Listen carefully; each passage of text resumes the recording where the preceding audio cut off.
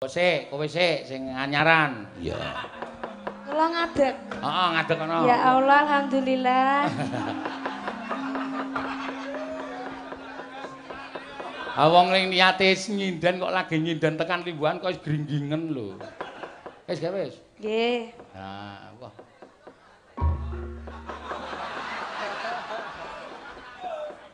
Iya. Kira dinengah napa minggir ning iki, Pak? Tak karemu. Oh, nggih. Aja tengah-tengah engko jero. Iya. Saderengipun matur nuwun sampun rawuh Bapak Ibu tumplek blek ten mriki nggih. Wah jan pinter cah iki.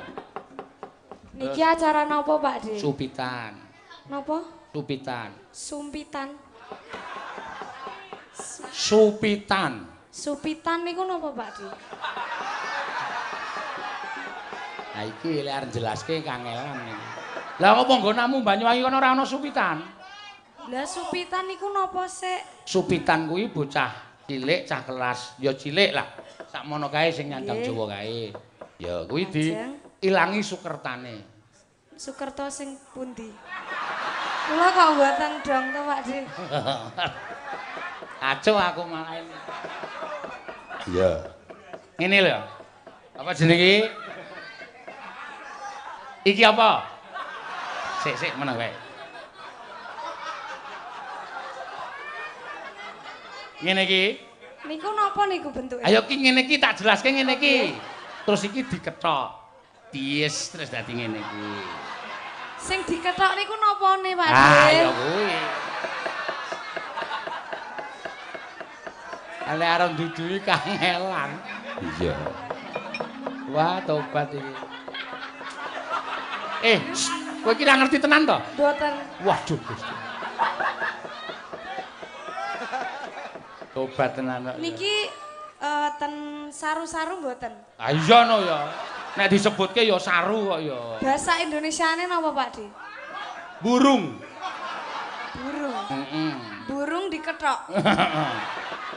Oh, dipotol konokane ngoten. Ah, Iya. Terus. Nggih. ini paham ora ganggu-ganggu ora. Ora mbayangke lho. Iya. Mboten kula mboten ngertos sak Ah bentuke. iya, wis rasane. Ora sok bayangke. Iya. Kowe arep milih apa, Mbak? Angkin apa anting? Anting. Anting. Iya. Anting lamban sih. Iya ya. Nggih. Caping gunung apa tembang kangen apa Grajagan Banyuwangi. Ya yang jelas dulu napa Pak De penake. Kowe tak bacok sirahmu lho. Grajagan mawon nggih Pak De. Bawani gelang alit. Lah nyapa? Lho nyapa-nyapa ya bawani kok. Oh, Bawane gelang alit. Mampiat mayon. Kowe saka nggonamu nek asalmu ngono nek ora apik percuma. Iya. Yo. Ayo Om.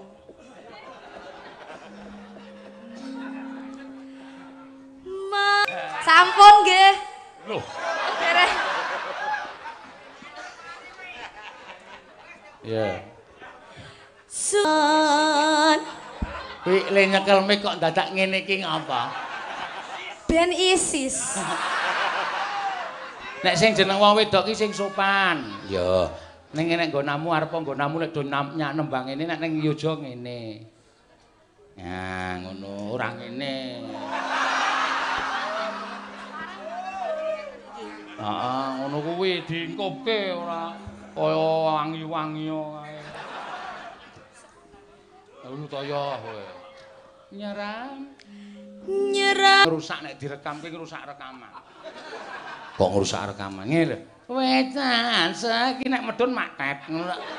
Wetan pet ngono. Kuwi nek nggo dolanan kaya nek aku dak cilik kae dong.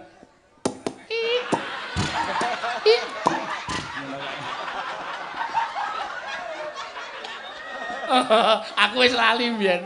Biyen nek cilik aku sak dolanan nganggere baratus ning kali kae tak lebokke gelene.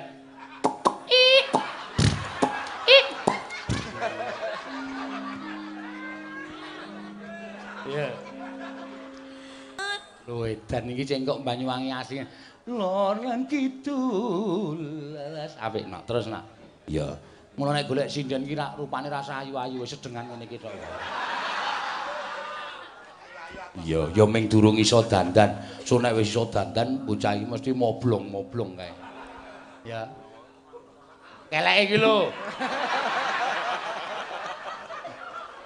Ini ciri khas Pak De. Ciri khas apa? Apa wong Banyuwangi nek nembang ngene kabeh? Kulo tok. Ha ya kowe. Kowe tok kok nggo ciri khas. Iya. Yo. Rasa kuwatir, sesuk-esuk 200 keceko.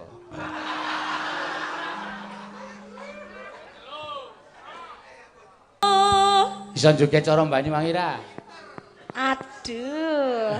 Hah? Nggih mengke nggih. Lho kok mengko karo nyanyi kok joget? Nek tak trumblang ngeber. Oh nggih, mengke nggih Pak De. Iya. Mbok Pak De ngajari kula ten mriki. Wah, jotos lho. Dalam kok kon medun ngono. Aku nek ngeber ya ora wangun, nek ngeber iki wangun. Wangun sing wedok nek ngeber. Wek cret, wek. Yo. Ya, iki lho, nembang dinikmati tenan iki malah bocah wingi sore. Iya. Mripate merem le nyuwara dipenak-penake.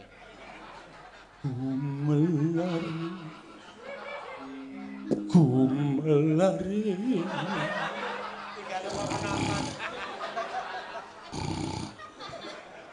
Uru.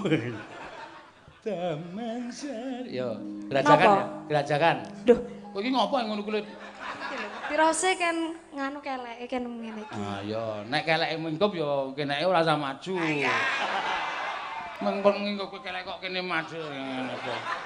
Iya. Kaya wong idiot. Monggo. Yo, Gerajakan Banyuwangi nyoba Mbak Anting, Mbak Anting. Monggo.